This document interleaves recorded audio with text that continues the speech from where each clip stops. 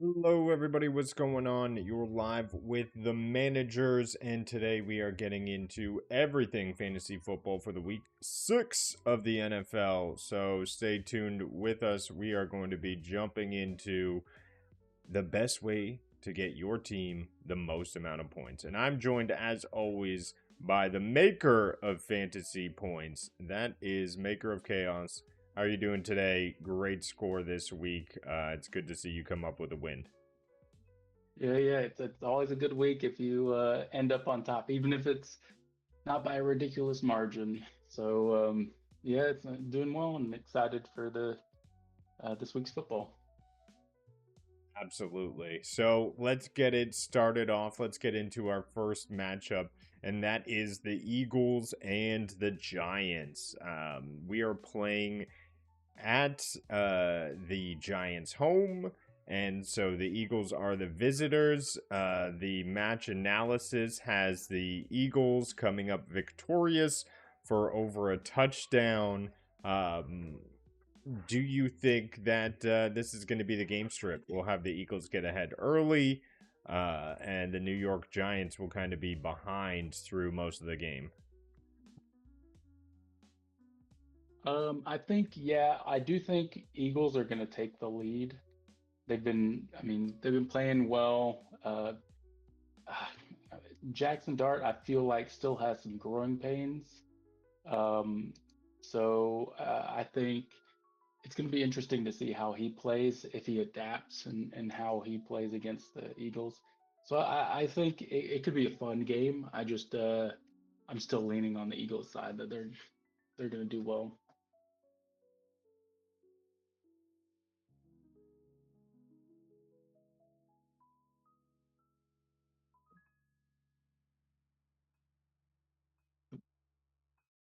What do you think?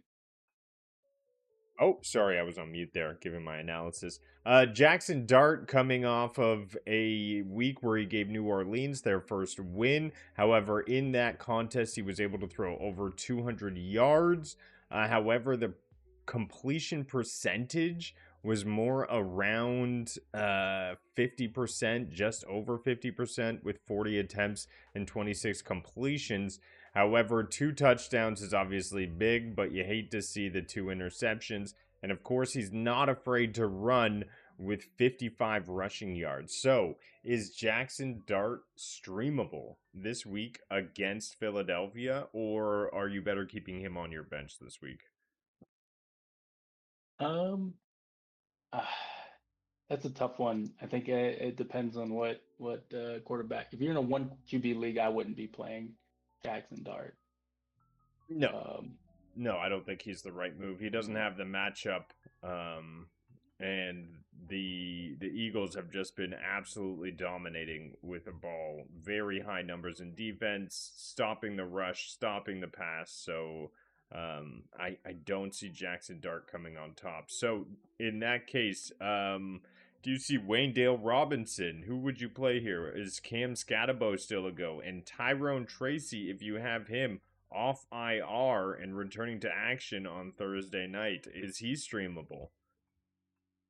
I think Scatterbo definitely is. If you see how consistent he is with against Kansas City Chiefs, Chargers, Saints, I think the Eagles will put up a fight. So maybe he's not going to get the points, but in like a flex spot, I think Scatterbo is a great spot there. In terms of like Wandale, I do think they're going to throw the ball, but Eagles do have good defense. Wandale would be like a flex position. He probably wouldn't be my first pick, but he has potential to get some. I mean, since he is the new wide receiver one for the team, he's gonna get those catches. Uh, And the Tyrone script Trace, calls for Dart throwing those long bombs. Perhaps Waynedale is known to catch them. I mean, week 2 mhm. against Dallas, he came up with 142 yards, 10 targets, 8 receptions. But the ceiling so far this year is just around 30 points for him. So it's a toss I don't. up. I mean, there was only 2 weeks where he went into double digits. Every other week he's in the single digits, but he's a part of the snaps. 97, 95% of snaps ever since Neighbor's been gone. But the targets are just few and far between, 5 and Yeah, 7. yeah. Dart doesn't really throw a whole ton aside to maybe Scatterbo, but um, I forgot to mention Tyrone Tracy. I think with him addition, like adding on, they're going to split work with Scatterbo, and yeah, it means it's going to be a tough decision if you want to put either one in flex spot. I don't know if they're going to keep leaning on to Scatterbo or if they are going to try and work Tracy in with more snaps. So Oh, it's crazy. Just Scatabo led the team in receptions caught and yards from receptions, beating out yeah, Wayndale. So Scatabo does it all. So he's kind of one of those where you can't help but play him, especially when he gets those receiving yards, 7 targets, 6 receptions, and then he gets the attempts running, 15 attempts on running, 59 yards. So definitely a good call to bring Scatabo into the game because his ceiling is so high out there. Now looking at the Eagles, who are your favorites out there? Jalen Hurts, is he a streamable quarterback this week? I think so. Yeah, he's been playing well. Um, I think some people are thinking that he's going to be throwing more this week.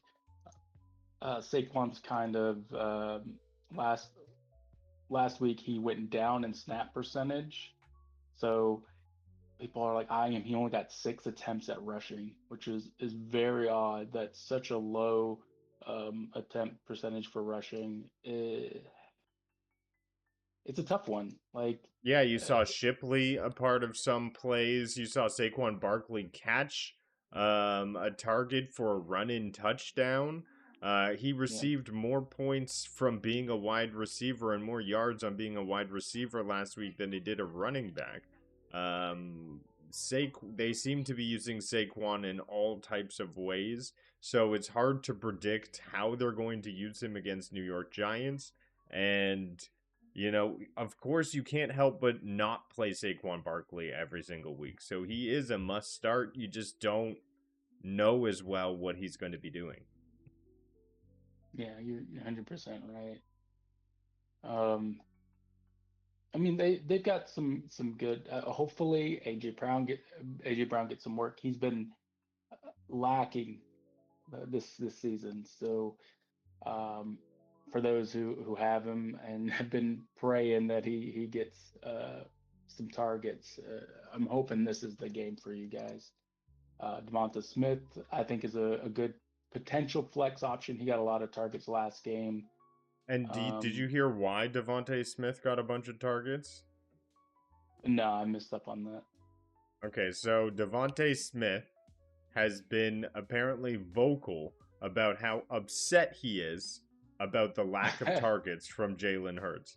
So, uh, basically, the analysis were saying this can go one of two ways in the game against Denver. Either Devonte Smith is going to come out with a bunch of targets, or they're going to ignore him altogether. And it looks like the former was true.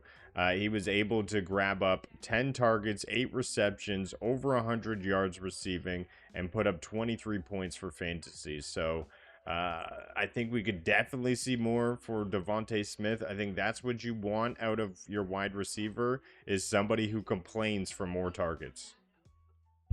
Yeah. Uh, I mean, if that's the reason, that's really funny. Um, but I mean, he did well. You know, he is consistent with his catches. If you look, 3 for 3, 4 for 6, 8 for 9, 2 for 2, 8 for 10. So just how consistent he seems to be on his catches is always a good thing. And if he gets those targets, then that's going to equal points for anybody who's got him. All right, awesome. Well, I think those are the streamables for Oh, this week. Are you playing Will Shipley? Will Shipley, He's now back from being no, hurt. They played him for one play. He caught 2 receptions. He's the no. RB2. I mean, I don't know what happened to the Eagles running game. They just seemed to go away from it. They also traded for Bigsby, and he hasn't had any work. So it's very That's odd. true. Like why are they picking up like Bigsby and then don't use him? Maybe it's their just backup option. But the I did also want to bring light onto the tight ends of both teams, like Goddard and Theo Johnson. Theo Johnson got a lot of Yes. points, mostly because he was the touchdown target. He got 7 targets, so he's been increasing in targets over the past little bit. Uh, I don't think him as a Huge streamable. points for tight end from Theo Johnson. Yeah, Definitely Dart feels comfortable throwing in those slants and less of the long bombs that may be the direction from the coach because they don't want him getting intercepted. So those short passes are typically safer from what I hear. So could we see more from Theo Johnson? That's a good shout. I'm iffy on it just because if you look at his yardage, he's not getting a lot of yardage. He's getting those touchdown passes right there in week 4 and week 5. But Yeah, let's say he doesn't land those, that's a lot of his points gone. that's Um, true. He's good because he gets touchdowns. He's good because there must be a play dedicated to him executing a play in the red zone. But you can't rely on that. I'd rather have my vegetables than dessert, I guess. yeah, and I would say I definitely think Goddard is a more consistent option if you look at him. 7 for 7 for 44, 1 for 2 for 33, 4 for 4 for 37, 3 for 9 for 19, and he gets touchdowns like week three, Three for 4, and 5. though. Go dirt. What Yeah, happened? Oh yeah, my, that is atrocious. yeah, that's what I worry about is I'm surprised at how poorly he. Well, I mean, there's a lot of factors when it goes into it, and the Broncos, I do think have decent defense. So Not every target is catchable, right? And I think yeah, that's a stat that they don't have here on the sleeper. Well, that's thanks for reminding me about the tight ends. I almost forgot to look them over. In terms of defense, are you streaming Philadelphia? I guess would be the defensive pick for this week because I don't think the Giants are streamable for defense. no, yeah, it's gonna be the Eagles. I think the Eagles will have a decent game. They're not my favorite pick for this week, but they're up there. All right. That is our start sits for the Philadelphia Eagles versus the New York Giants. Stay tuned to the managers where we are talking nothing but fantasy football. All right. Take care. Have a good one.